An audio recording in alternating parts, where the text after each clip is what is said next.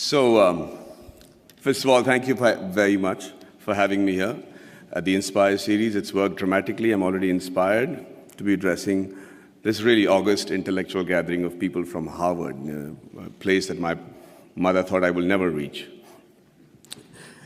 But you know what? A lot of people have spoken before me and eloquently and described their dreams for India and given figures and facts that either are skeptical and, like Mr. Wilbur says, aspirational. But I'm just an actor, and I'm going to just give you my dream shamelessly, because that's the thing that I can do best. And by that I mean, when we talk of dreams, we have one of our greatest scientists and philanthropists, Dr. Abdul Kalam, and he said something which is very interesting. He said, dreams are not what you have when you sleep. The true dreams are the ones that don't let you sleep. He said that when you have that dream once, it's a dream. When you have it twice, it becomes a desire. And when you see it for the third time consecutively, it becomes a passion, an aim, and a goal. And that is the passion with which I want to see this fantasy that I have for India 2030.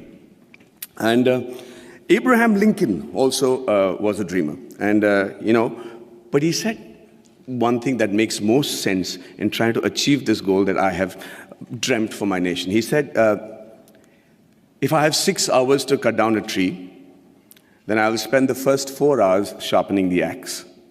There's a great philosophy in that.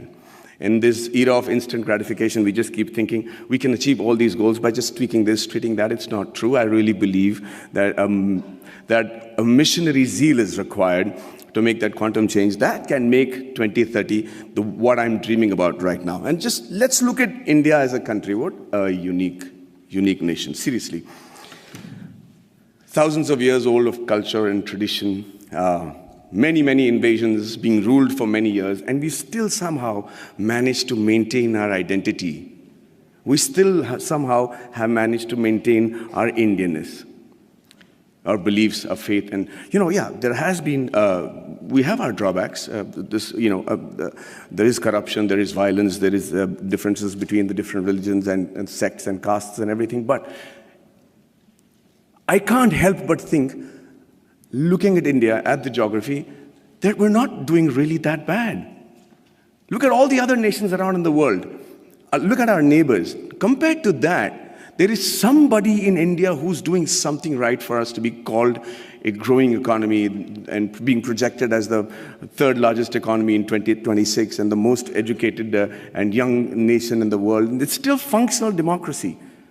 So let's first accept the fact that there is somebody, some people in India with the right ideas and the ability to lead the nation to where we are today. Under that assumption, we are also very capable of finding very unique solutions to the problems that generally the world faces. One of them, of course, is the fact that we found freedom through non-violence and non-cooperation. Who would have thought that was possible? We have some other great... No, seriously, I mean, it was as radical a thought then as it is today. And one man in a loincloth with belief and faith and complete conviction was able to do that for us. Mahatma Gandhi. And it's an amazing country of people like Mahavir, Gautam Buddha, and Mahatma Gandhi, and then Bhagat Singh, who also had a dream. He dreamt then, 85 years ago, that I dream of an India where no infant cries for the want of milk.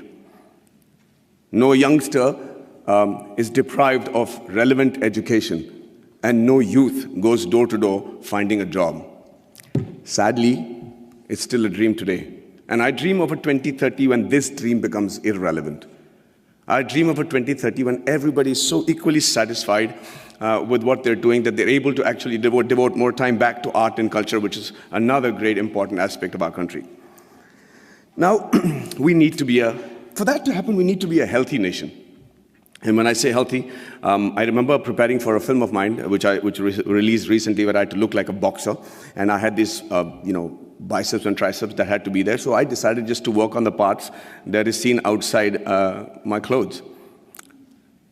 So I was just working out on my biceps and my triceps and my shoulders. But you know what? I suddenly realized the strength that I had in my arms and biceps was not actually enough for me to look even fit, because it is disproportionate growth.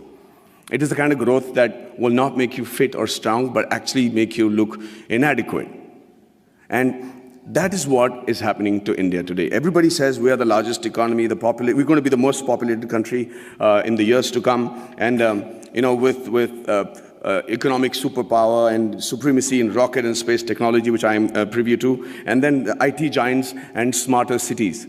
But ladies and gentlemen, I really believe that more than smarter cities, we require smart villages.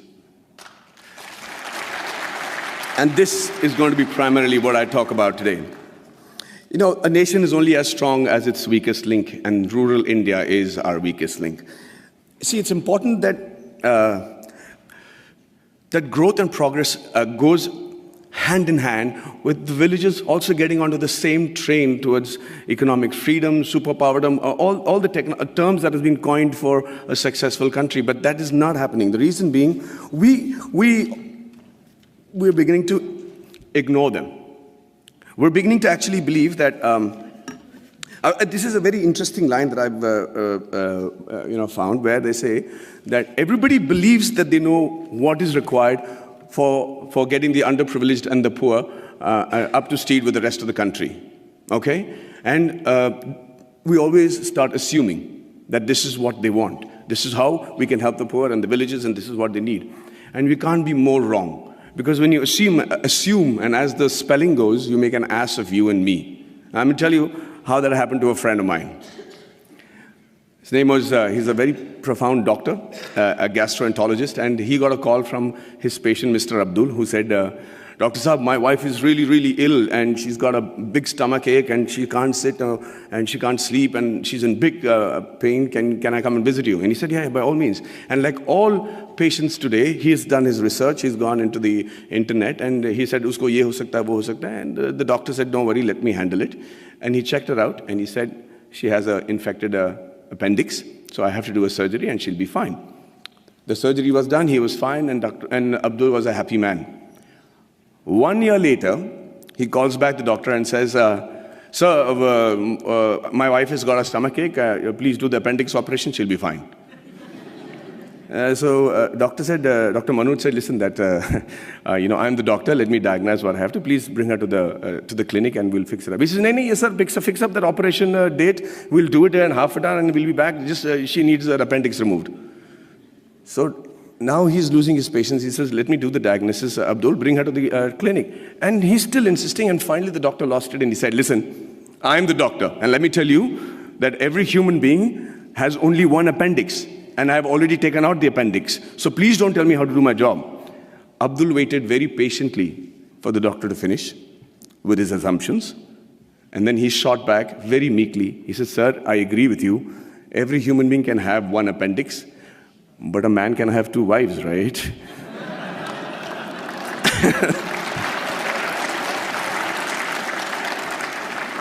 So when we start assuming what the rural India needs, we do what I think is most dangerous. In my vast experiences of shooting in really rural Indias, and villages and small kugramams, like they call it in Tamil, really small places, I realized, shockingly, that the biggest financial burden for a person of this particular village, would you all be able to guess what his biggest financial burden is? 5 minutes? Hey, so I'm going to speak for 20 today. I'm going to reduce the number of questions. I'm prepared. Is that okay? Okay, so can you all tell me, anybody, quick answers, anybody know which is the biggest financial burden for a man in one of these small villages? Sorry? Theft. Health. Okay. No, not health. Not the marriage of a daughter, not education, not, sorry? Liquor. Thank you for reminding me, no. Say that again? Dowry, no. No. No. No. Oh, let me put you out of your misery. No, I'm saying, what does he need financial assistance for? The answer is the untimely death of a relative, of a senior in their family. That is the one occasion he can't prepare for.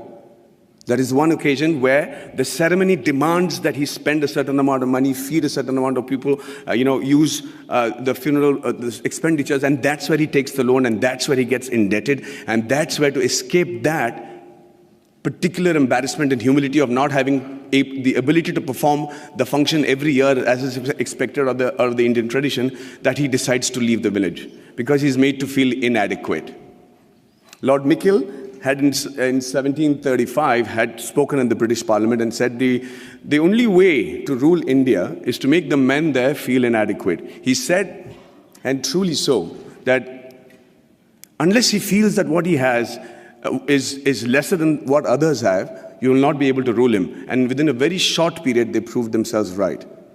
The rural India today is feeling inadequate. They're feeling like they're not even part of our country. And what happens with that is, they start then looking at opportunities in villages and saying better education, better health, better lifestyle, and no humility for not having performed the funeral properly. They decide to give up who they are and move to the cities. And who they are is what is more important for us to understand. Who they are actually the timekeepers and the bookkeepers of our deep-rooted traditional culture and stories. You should see how tradition and culture flourishes in a happy village in India.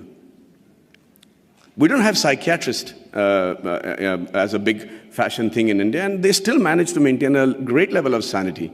There's a great phrase from the poem If by Rudyard Kipling, where it says, dream but not make dreams your master, think but not make thoughts your aim.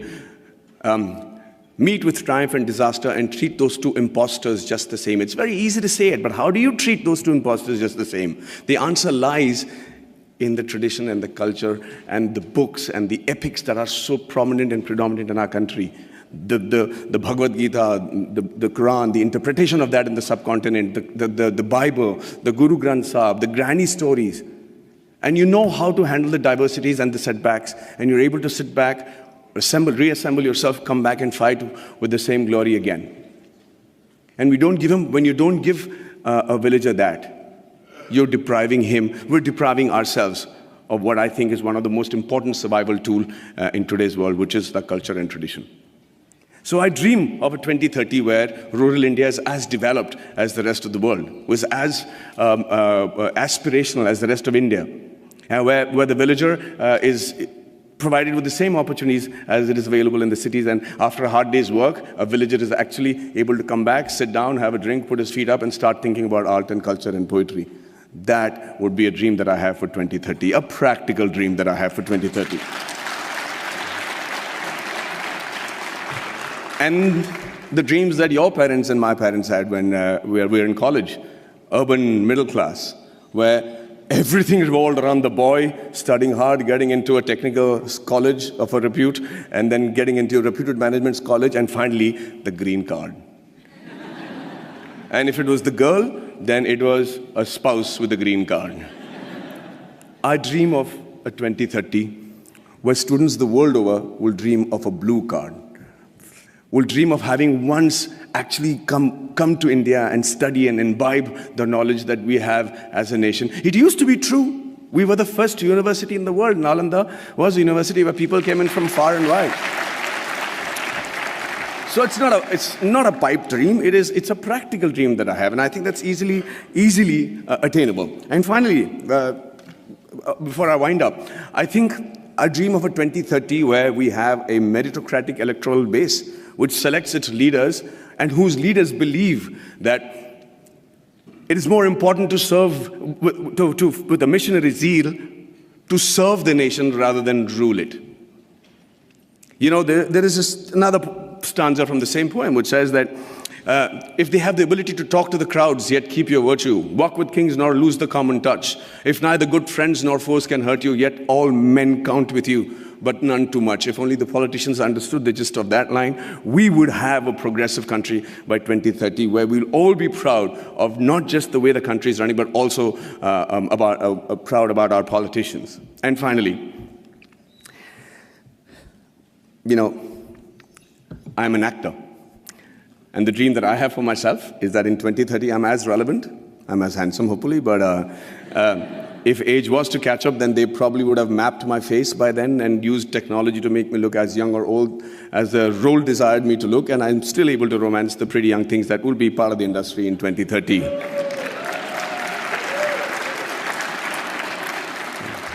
Well, I see that's got many guys going, yeah.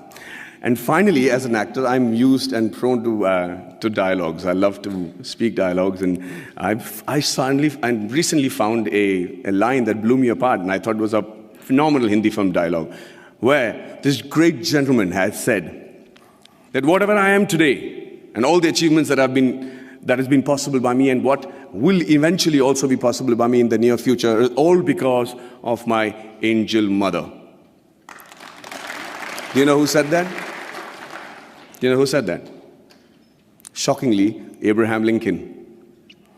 So I dream of a 2030 where every Indian says the exact same thing about his mother, and not just about his mother, but also about his motherland. And also,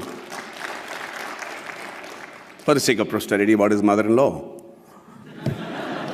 But hey, ladies and gentlemen, what do I know? I am an actor. Thank you very much for your patient hearing, and